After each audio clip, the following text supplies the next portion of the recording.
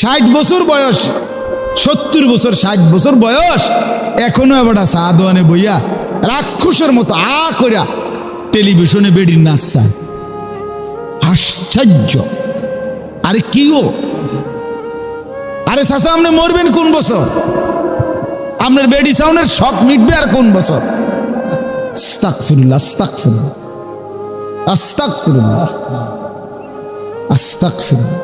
এত বছর হয়ে গেছে এখনো কিস্তি লন, এত বছর হয়ে গেছে এখনো সুদে টাকা লাগান, এত বছর হয়ে গেছে এখনো আক করলে কথা কইলে গাইলেনি ছাড়া কথা কইতে পারেন না।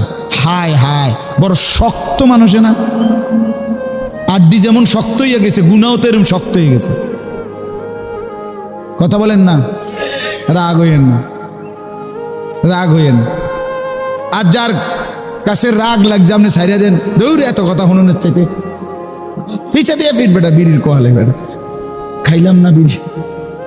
আপনি যদি স্যাত ওঠে তো আমি তো এটাই চাই। কথাটা বুঝলেন না? আমি তো চাই আপনার শোল্ডারের মধ্যে একটা স্যাত ওঠো। আমি একবার আপনার এক জায়গায় বয়ানের মধ্যে এরকম অনেকক্ষণ বিড়ির কথা কইছি, আর এক চাচায় কইয়া উঠছে ওয়াজের ভিতরে, আইজগা বিড়ির দাম শেষ, আইজগা শেষ। আপনি ছেড়ে দেন, আপনার লজ্জা হায়া কোথায়? আস্তাগফিরুল্লাহ। বয়স্ক মুসলমান, আহা বাপ, বয়স যার বেশি হিসাবও তো তার বেশি। কি বলেন? 60 বছর বয়স, হিসাব হবে 30 বছরের।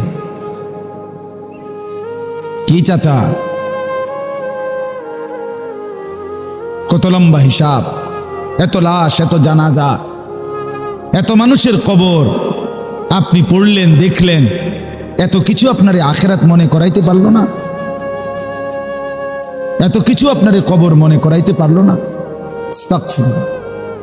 আহা, আপনি তো বড় পাষাণ, আপনি তো বড় শক্ত মানুষ। আল্লাহ মাফ করে দেন।